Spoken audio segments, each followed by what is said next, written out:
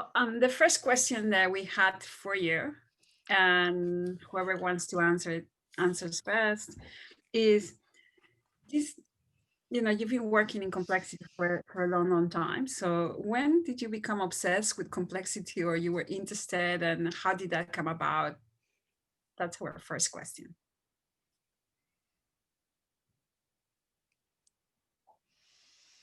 Go ahead, Keith. I don't know. I can start if you don't want to.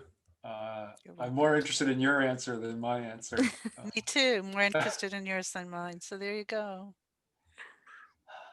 I can jump in a little bit. Actually, just before we started recording, Kevin Kelly was mentioned.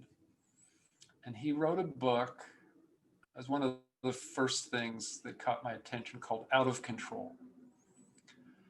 And I was at a moment in my career when I had a bunch of positions where I was the research director. I was trying to help people learn, mostly in health systems, how to strategize, how to work together. We'd worked with systems thinking, quality improvement, idealized design, just one method after another, all a little more grounded in conventional scientific thinking, Newtonian cause and effect, where cause and effect are more clear, and it just, but they were all great, and they provided something. And then at that time, the Kevin Kelly book, I think Meg Wheatley had already published.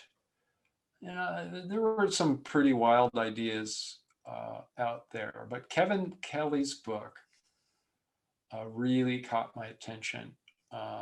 And partly he was talking about technology, but it was really talking about life, how life is organized.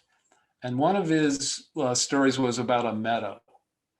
So we like meadows, but farming or human habitation, like destroyed some of the meadows. So of course it makes sense that if we just got all the seeds of those plants and we opened some ground up and planted all those seeds again, a meadow would unfold.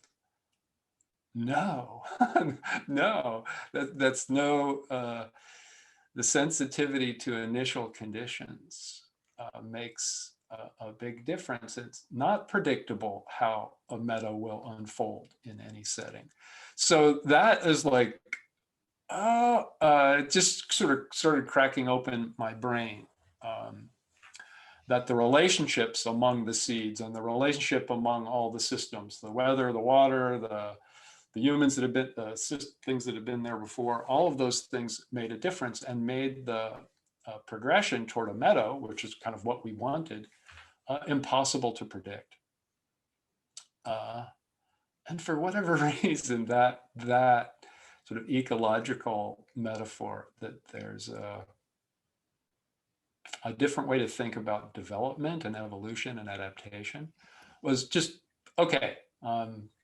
That got me more interested, and I was in a position where I needed to quickly experiment and bring something that actually worked to leaders. So there's lots of pressure on me to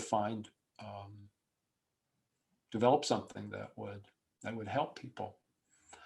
And most of my folks at that time were in healthcare, which is a thing that's, if you have a patient and that's the main thing you're looking at, and it's not like you're making cardboard boxes, the patient, even as you're thinking about some way to address a disease, that patient is changing even as you're trying to work with them and find a solution. So it's a fertile ground to get people interested in complex dynamics of any situation.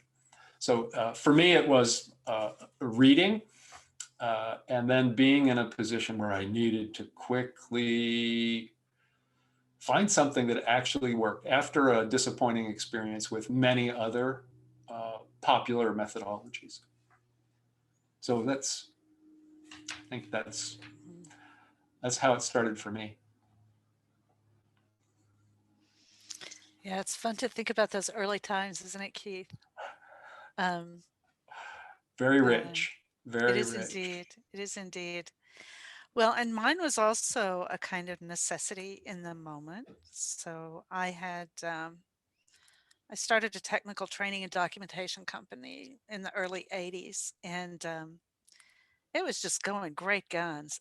Everything was working just like it was supposed to. And we had these engineering based methods of always delivering on time and under budget. It was great. I loved it. The control freak in me was very happy in that world. And then in about 1986, things started to come apart. Um, Technology shifted and the economy shifted, and my clients started going global. Uh, Everything was changing. My staff that I had, these wonderful young, bright people I hired suddenly started having children and going on maternity leave, and the clients that I'd worked with for a long time it was just things over a period of about 6 months, everything came unglued.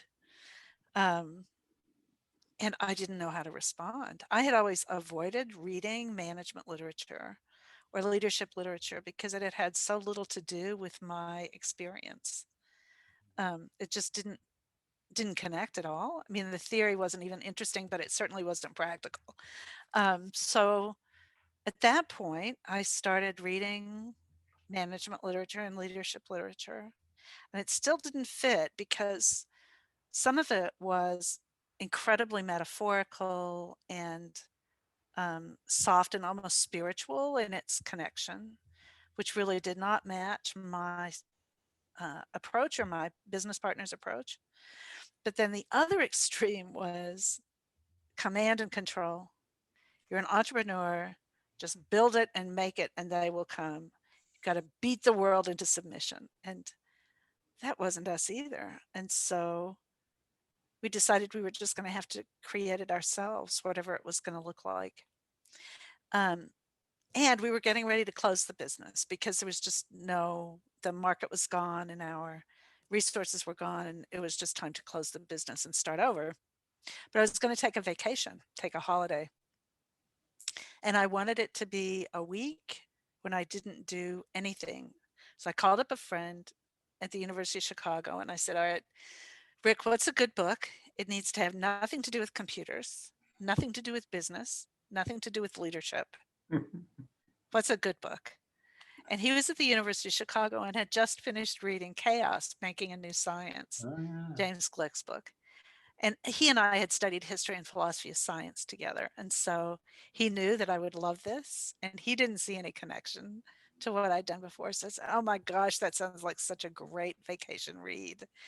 And so I took it with me on a holiday, and I read the first chapter, and it resonated with my experience of leadership, and the second one and the third one. So they were about fractals and boundary conditions and sensitive dependence and all of the patterns and perspectives that really resonated with me in my experience in leadership, that I just began, lights started flashing for me, and opportunities and possibilities and a whole leadership practice came to me in that time. And so I got back to work and told everybody what we were, invited them into an inquiry about what we were going to do and how we were going to do it. The business picked right back up, and in a couple of months we were great again. And I started talking to people about this work. And at that point, this was 86, 87, nobody was writing yet. I couldn't find anything in the literature, academic literature, practical literature, nothing that was at this intersection of theory and practice in complexity. So Meg's book, I don't think came out till 91 or something, after the Santa Cruz chaos network meeting. So I just decided to do it myself, write and talk and think and speak. And then in about 91, no, it's 1990, I got a little announcement out of a San Francisco newspaper that there was a group that was going to get together called the Chaos Network. And there were people who were looking at chaos theory and organizations. And I was so excited that I wasn't alone. And I thought there were going to be hundreds of people. It's going to be so exciting. So I got there the night before, and there was an interesting looking guy sitting by himself in the restaurant at the hotel. And I walked in and he said, "Are you here for the Chaos Theory Conference?" Turned out to be Jeff Goldstein. And I said, "Yes, I Cool. am." Yeah. And so he was the first person I ever met who was doing this work. And it turned out there were 40 people who came to that conference, and half of them were Europeans, and 3 of them were from Minneapolis. And so that was where I met Kevin Dooley. Oh, yeah. And so we started just this lifelong friendship, and it was a fascinating time to realize that there were other people in the world. And of the 40 people, there were 45 ways of using the work. And it was just such a yeasty opportunity and conversation where all of us were essentially exploring and discovering at that intersection. And that really began this ongoing journey that you as HSD associates have now stepped into, because it's a continually emerging process, dialogue of exploration, which is the way I think about the work, really.